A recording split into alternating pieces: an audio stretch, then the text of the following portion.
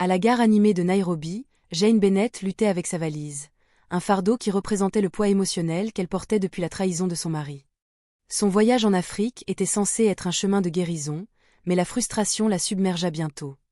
Juste au moment où elle s'apprêtait à céder, une voix amicale perça le chaos. « Permettez-moi de vous aider », dit un homme grand avec un sourire chaleureux.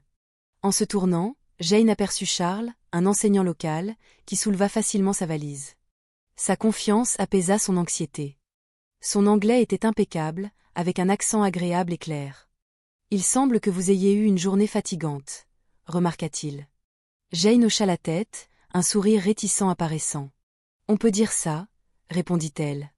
Alors qu'il se dirigeait vers le quai, Charles entama une conversation, discutant de l'histoire riche de la ville, de sa culture vibrante et de son travail avec les enfants. Jane se détendit, captivée par son enthousiasme. « Qu'est-ce qui vous amène ici ?» demanda-t-il. Jane s'arrêta avant de répondre. « Je suppose que je cherche quelque chose, ou j'essaie d'échapper à quelque chose. » Charles ne chercha pas à en savoir plus, préférant offrir des conseils utiles sur la région, suggérant des endroits à visiter et à éviter. Jane fut surprise par sa gentillesse envers une inconnue. Lorsqu'elle lui demanda pourquoi il était prêt à aider, il répondit simplement. La gentillesse ne coûte rien, mais elle peut signifier beaucoup pour quelqu'un. En montant dans le train, Jane se sentit reconnaissante pour sa compagnie, même pour un court moment. Ils s'assirent face à face, le son rythmé du train servant de toile de fond à leur conversation. Jane se retrouva à partager plus de choses sur sa vie qu'elle ne l'avait prévu. La trahison de son mari, son choix d'embrasser la solitude et son voyage pour se redécouvrir. Charles écouta attentivement, ses yeux sombres remplis de compréhension. Il partagea des bribes de sa propre histoire, ses déceptions et pourtant son espoir indéfectible. Jane admira sa résilience. Lorsque le train arriva à destination, Jane ressentit un changement en elle. Pour la première fois depuis des années, elle se sentit plus légère. La gentillesse de l'inconnu, sa capacité à écouter sans jugement et la chaleur qu'il dégageait avaient planté une petite graine de confiance dans son cœur. Alors qu'ils se séparaient pour la nuit, Charles se tourna et dit « Parfois, les voyages nous surprennent de façon auxquelles on ne s'attend pas. J'espère que celui-ci le fera pour vous. » Jane le regarda partir, une lueur d'espoir s'éveillant en elle, quelque chose qu'elle n'avait pas ressenti depuis longtemps. À mesure que Jane et Charles passaient plus de temps ensemble, une connexion indéniable commença à fleurir. Ils savouraient des moments de calme et des conversations qui s'étiraient plus longtemps que prévu. Jane commença à attendre leur temps ensemble, qu'ils soient en train de parler ou de rester dans un silence confortable. La dynamique entre eux commença à changer, passant d'une simple amitié à quelque chose de plus profond, une reconnaissance que Jane n'était pas prête à étiqueter. Charles remarqua aussi ce changement, admirant la force tranquille de Jane et sa résilience. À 65 ans, elle dégageait une grâce et une sagesse nées de nombreuses années à survivre au chagrin et à affronter les défis de la vie. Pourtant, derrière cette apparence, il percevait sa vulnérabilité. Bien qu'elle parle rarement de son défunt mari, lorsqu'elle le faisait, il voyait la douleur gravée dans ses yeux. Malgré la chaleur entre eux, Jane restait prudente. Les cicatrices de son passé étaient encore fraîches, et bien que Charles soit gentil et attentionné, il restait encore un inconnu. Elle se retrouvait à se demander si ses sentiments pour lui étaient dus à la solitude ou à quelque chose de plus profond. Un soir, au bord du lac, alors qu'ils regardaient le coucher du soleil, Jane réfléchit à l'intimité croissante entre eux. Cette attraction était inattendue et presque déstabilisante. Charles avait une manière douce qui la faisait se sentir en sécurité, une émotion qui lui avait échappé depuis longtemps. Charles aussi se retrouva de plus en plus attiré par Jane de façon qu'il n'avait pas anticipée. Il admirait sa sagesse, sa force et sa chaleur. Il y avait quelque chose de commun chez elle qui apaisait sa propre douleur non résolue. Il reconnaissait qu'il appréciait sa compagnie au-delà de l'obligation ou de l'amitié. Il y avait une connexion plus profonde qu'il n'était pas encore prêt à confronter. Mais aucun d'eux n'exprima ses sentiments. Leur lien grandissait lentement, discrètement, avec une compréhension tacite de leurs soins mutuels l'un pour l'autre. Ils hésitaient à confronter les complexités que leurs sentiments non reconnus pourraient apporter, mais à chaque moment partagé, il devenait de plus en plus évident que Jane et Charles n'étaient plus de simples étrangers en voyage. Ils étaient deux âmes qui s'entrelaçaient de manière inattendue. L'atmosphère entre Jane et Charles changea après leur arrivée en ville. Ce qui avait commencé comme une simple camaraderie innocente semblait maintenant plus compliqué. Jane remarqua quelque chose qui la troubla. Charles avait rencontré une vieille connaissance, une femme nommée Lucia.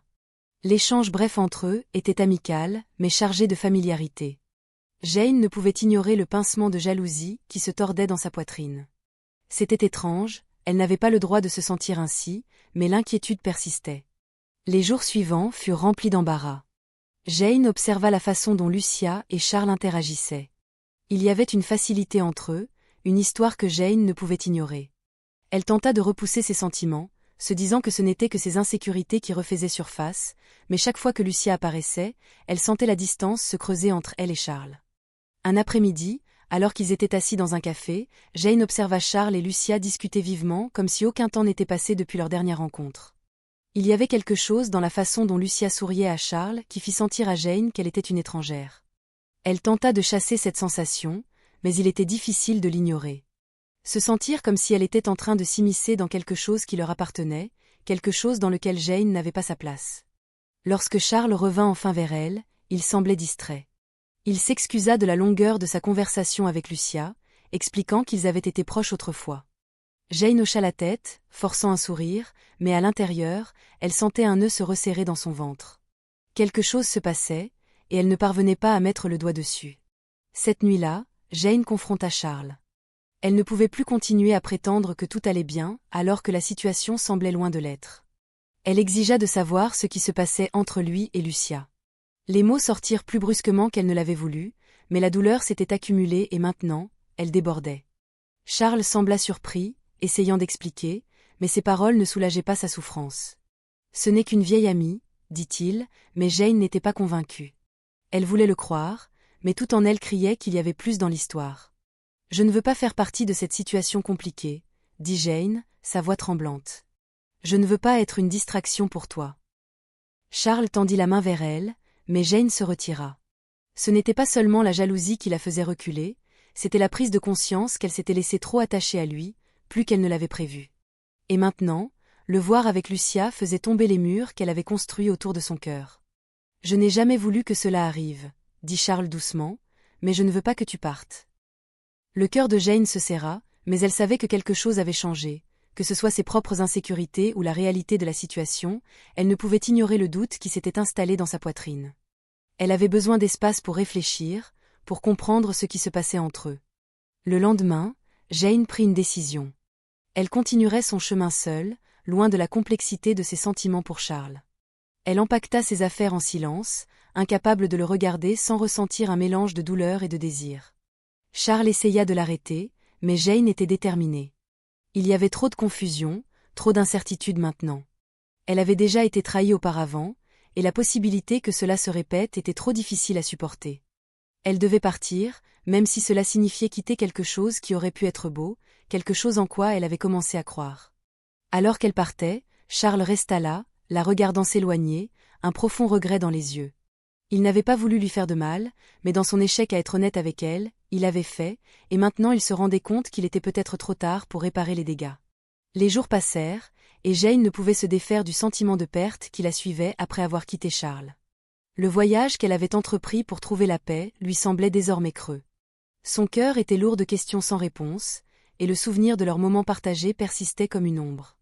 Elle avait essayé de se distancer de la douleur, mais la connexion qu'ils avaient partagée refusait de s'estomper.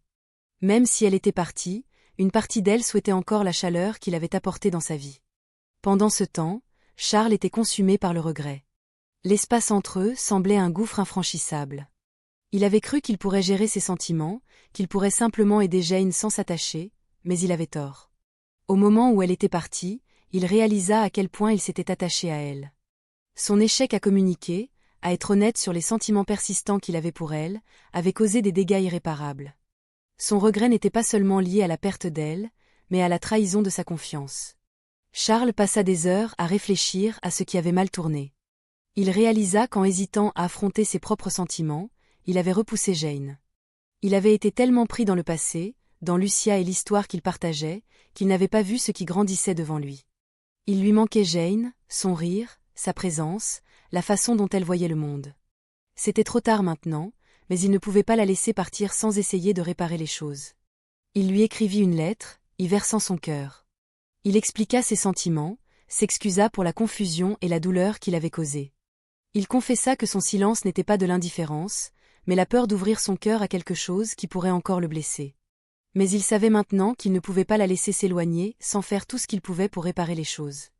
Jane reçut la lettre un après-midi tranquille, et en la lisant, une douleur familière s'installa dans sa poitrine.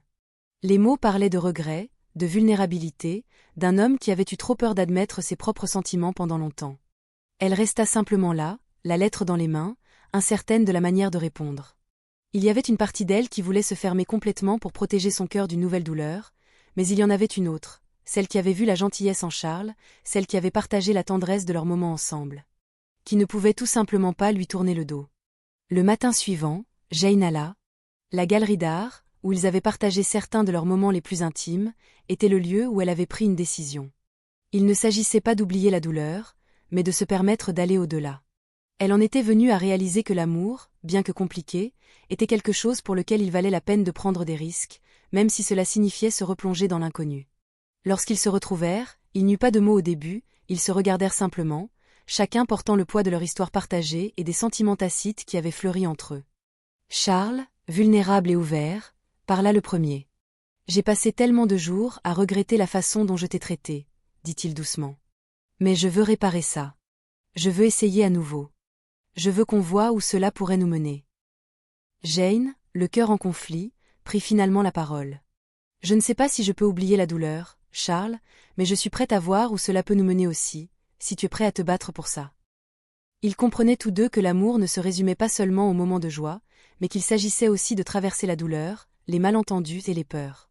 Ce n'était pas parfait, mais c'était réel.